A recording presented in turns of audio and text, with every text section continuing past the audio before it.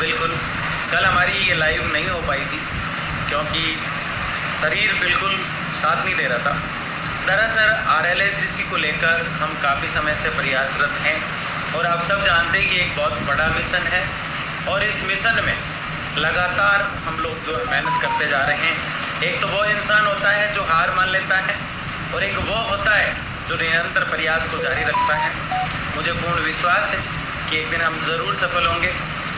हमारी बदकिस्मती है कि बार बार आचार संहिता का दौर आ जाता है और इस समय भी वो दौर चल ही रहा है और जिस समय RLSGC का गठन हुआ था उस समय भी वो दौर चल रहा था।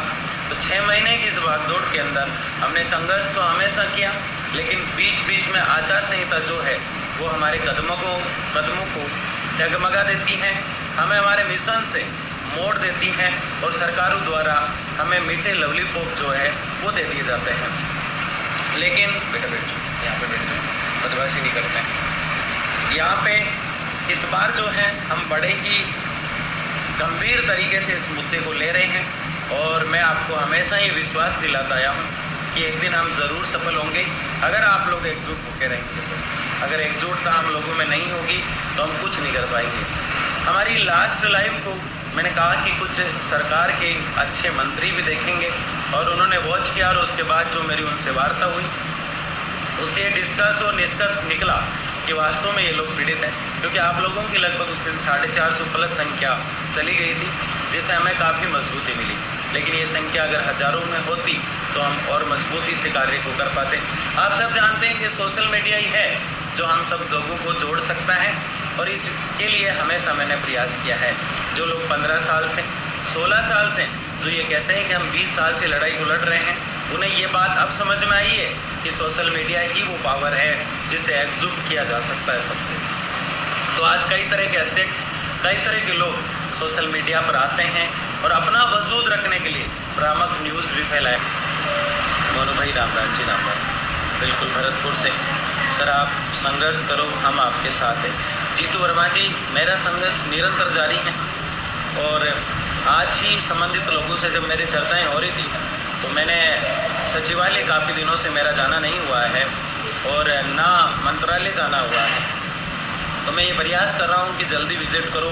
क्योंकि बीच में मैं इसलिए नहीं गया कि विशाल राजन जी इलेक्शन के कारण बाहर थे काफ़ी समय से और कल शाम को लगभग 4 बजे वो जयपुर लौट आएंगे और परसों से वो ड्यूटी अपनी कंटिन्यू करेंगे, जो बहुत ही गंभीरता से मेरी बात को समझते हैं, जानते हैं और इस पहलों पर हमेशा संघर्ष में साथ देते हैं। और मुझे जिम्मेदारियां भी दी उन्होंने बीच में कि आप फाइल को तैयार करें, तो मैंने फाइल भी उनके कहने पे तैयार की थी। एक ऐसे प्रशासनिक अधिकारी हैं जिन्होंने हमेशा सपोर्ट किया है। कॉलेज शिक्षा विभाग से राम राम जी, राम राम। जिला परिषद झालावाड़ से नरेंद्र कुमार, राम राम जी। बालू सिंह टीचर मोगा से राम राम जी। वीरेंद्र कुमार त्यागी सर जी, राम राम। सतीश चंद्र शर्मा जी, बिल्कुल राम राम। अरुण मिश्रा जी, आपको भी राम राम, बिल्कुल। तो सभी साथियों को राम राम। चूनाराम जी बाड़मेर की धरती से जुड़े हैं, नमस्कार नमस्कार। कहीं ना कहीं कैसे न कैसे मुझे ये लगता है कि आचार संहिता के बाद ये कम हो जाएगा, लेकिन बाय द वे 1% कहीं किंतु परंतु रही, तो हमें इस लड़ाई को और मजबूत करना पड़ेगा। इस संघर्ष की रफ्तार को हमें बढ़ाना पड़ेगा और उसमें हजारों लोगों की ज़रूरत पड़ेगी और वो हजारों लोग मुझे अब लगता नहीं है कि हम एकजुट कर पाएंगे, क्योंकि इन दिनों आप देख रहे हैं कि कॉन्ट्रोवर्सियाँ हैं जिनके टच में 100 लोग या 100 ठेकाकर्मी भी है, वो हमेशा उन 100 ठेकाकर्मियों को तोड़ने का और उसी दंश में, उसी दास्ता में जीने की बात कहते हैं।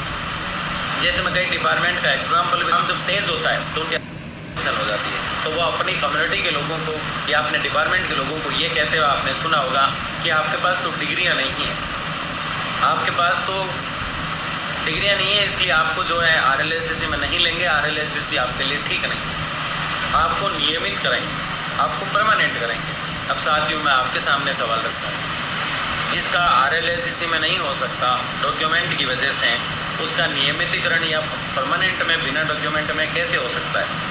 RLSGC एक पहली सीढ़ी है जिसमें अनुभव के आधार पर भी प्राथमिकता देने की मांग हमने रखी है। फिर भी अगर किसी को लगता है ये ठीक नहीं है तो परमानेंट वालों के साथ रहें, ठीक है ना।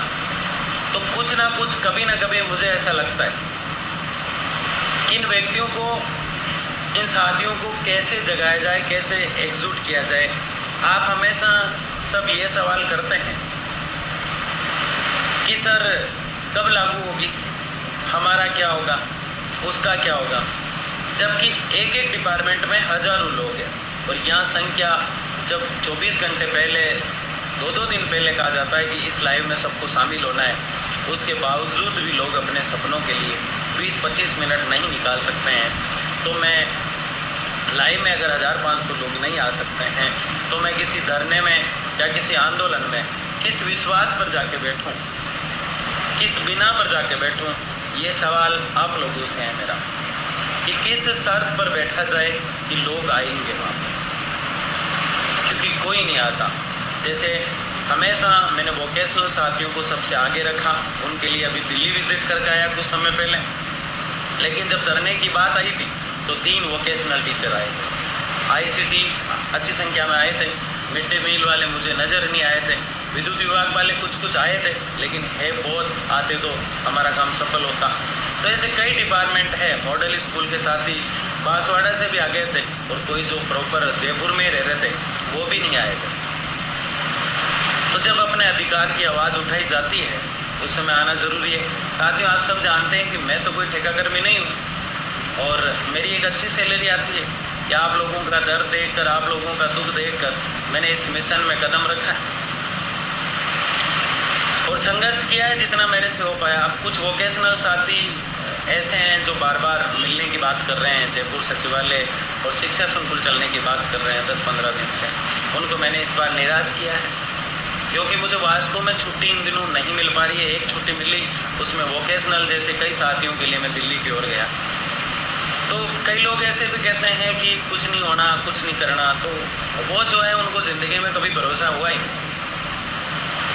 उन्होंने इस दलदल में जीना सीख लिया है और वो इस दलदल में ही रहना चाहते हैं, जिन्होंने हमेशा लड़ाई को मजबूती से लड़ा है और निस्वार्थ भाव से लड़ा है। मेरा किसी से प्रतिशोध नहीं है, आधे लोग तो मुझे जानते भी नहीं हैं फिर भी मेरे से जलते हैं। साथियों, मेरे से जलने से या फिर कुछ और करने से किसी को कोई विशेष फायदा नहीं होगा। कुछ साथी धरना स्थल पर देखा आपने, प्यारेलाल जी गुजर जैसे लोग चलकर आए और सपोर्ट करके गए। आधे साथियों के मुझे नाम याद नहीं है, अलग अलग माध्यम से आए। अब ये हो गया कि एक डिपार्टमेंट के लोग 15 दिन में एक दिन किसी चर्चा में जुड़ते हैं और उनका सीधा सवाल होता है कि हमारा कुछ होगा कि नहीं होगा। तो मैं आज साफ कह देना चाहता हूँ, अगर यही हमारी यूनिटी रहेगी, छिन भिन्न तरीका रहा, तो दोबारा आंदोलन खड़ा हम नहीं कर पाएंगे। मैंने साथियों लगभग 15 जून के आसपास का दिन सही मुकद्दर किया है और उस समय तक हजारों की संख्या में हम एकजुट हो जाते हैं तो हम इस मिशन को लड़ेंगे भी और जीतेंगे भी। उम्मीद है उससे पहले नोटिफिकेशन आ जाए, अगर नहीं आता है तो 15 जून को हम सड़कों पर उतरेंगे। और ये बात आचार संहिता जैसे माहौल में मैं अगर कह रहा हूँ तो मैं कुछ दमखम रखता हूँ। इस तरह से सोशल मीडिया पर आके अपनी मांगों को रखना हर किसी के बस में नहीं है। आज तक मैं जिससे भी मिला आपकी समस्या को बेहतरीन तरीके से समझाया। मैं आपको आज फिर कहना चाहता हूँ, अगर 15 तारीख आने वाली तक आपकी यूनिटी डेवलप नहीं हुई तो दोबारा कोई मोनू चौधरी पैदा नहीं होगा जो आपके मुद्दे को पूरे राजस्थान लेवल पर प्रत्येक डिपार्टमेंट की बात करेगा। क्योंकि आज तक जो आया वो एक एक डिपार्टमेंट की बात करने वाला ही आया।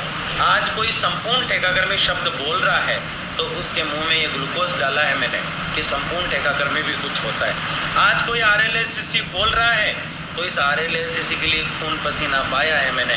गाड़ियाँ तोड़ी गई, गाड़ियाँ फोड़ी गई, मुझे रोका गया, मुझे धमकियाँ दी गई, खरीदने के प्रयास भी हुए, लेकिन मैं कभी रुका नहीं और मैं आपको भरोसा दिलाता हूँ मैं